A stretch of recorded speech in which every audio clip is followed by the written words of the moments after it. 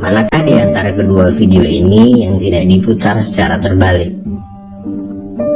Kamu punya 3 detik untuk menjawabnya. Jawabannya tidak ada. Keduanya diputar secara terbalik. Dan kemungkinan besar jawabanmu salah. Jika suatu hari tiba-tiba ada seseorang yang memintamu menggambar waktu, kira-kira apa yang akan kamu lakukan? Menggambar jam dinding atau kalender? Meski mungkin cuma itu satu-satunya cara terbaik yang bisa kamu lakukan untuk menggambarkan representasi fisik tentang waktu, gambar-gambar itu hanya akan mengikis permukaan sebuah teka-teki yang jauh lebih besar, sesuatu yang bahkan sulit untuk dijelaskan oleh orang yang paling cerdas di dunia sekalipun, bahkan hanya untuk membuktikan bahwa ia benar-benar ada. 2500 tahun yang lalu, Aristoteles pernah bilang bahwa waktu adalah hal yang paling tidak diketahui dari semua hal yang tidak diketahui, dan belum ada yang berubah sampai saat ini. Jika kamu pergi ke sebuah toko untuk beli sesuatu dan lupa untuk membeli minyak goreng titipan ibumu, kamu bisa dengan mudah kembali untuk membelinya. Tetapi waktu yang diperlukan untuk melakukan itu akan hilang selamanya ke masa lalu. Kamu dapat mengingat hal-hal seperti contohnya sarapanmu hari kemarin, tapi tidak bisa mengatakan dengan pasti sarapan apa untuk 11 minggu ke depan.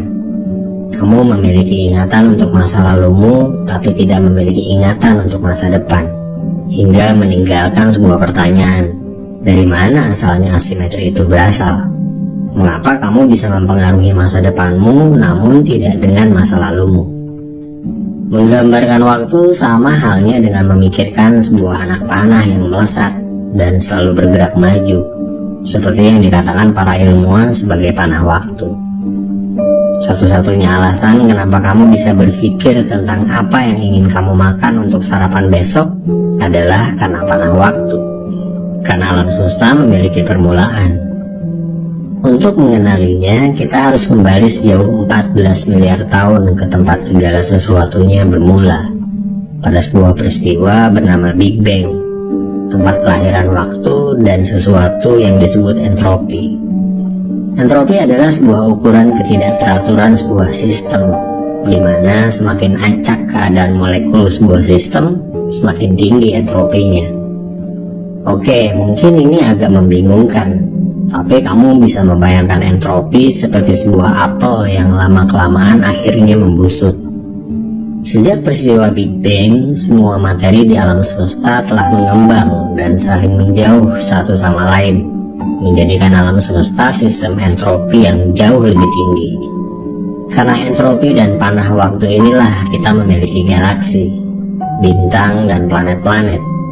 Entropi adalah alasan bahwa kamu dapat memberitahu perbedaan antara masa lalu dan masa depan, dan menjelaskan mengapa setiap manusia lahir, kemudian hidup, dan mati, selalu dalam urutan yang tidak pernah terbalik.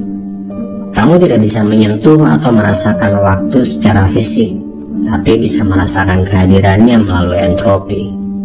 Jika tidak ada entropi, tidak ada perubahan di alam semesta, dan kamu tidak akan dapat membedakan antara hari ini dan 1000 tahun ke depan apapun yang kamu lakukan. Tanpa entropi, kamu tidak akan mengenal waktu.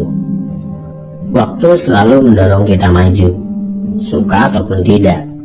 Tapi kenapa kita tidak bisa melihat arah pergerakannya seperti kita melihat arah pergerakan pada objek 3 dimensi? Jika memang waktu adalah sebuah dimensi, kenapa kita tidak bisa melakukan perjalanan maju dan mundur di dalamnya? Mungkin seperti halnya sebuah titik dalam satu dimensi tidak mengerti apa yang terjadi dalam realitas 2 dimensi, begitupun sebuah gambar 2 dimensi yang tidak memahami apa yang terjadi di dunia 3 dimensi. Dan begitupun kita yang berada di dunia 3 dimensi tidak dapat melihat keseluruhan realitas dalam ruang 4 dimensi. Apapun itu, waktu meninggalkan terlalu banyak pintu yang belum dibuka. Kita mungkin belum memiliki ilmu untuk melihat sejauh itu, setidaknya bukan sekarang. Atau mungkin kita hanya perlu mengikuti sebuah pepatah, biarlah waktu sendiri yang akan menjawabnya. Seperti kita yang selalu ingin semuanya sekarang, sang waktu ingin segala sesuatunya nanti.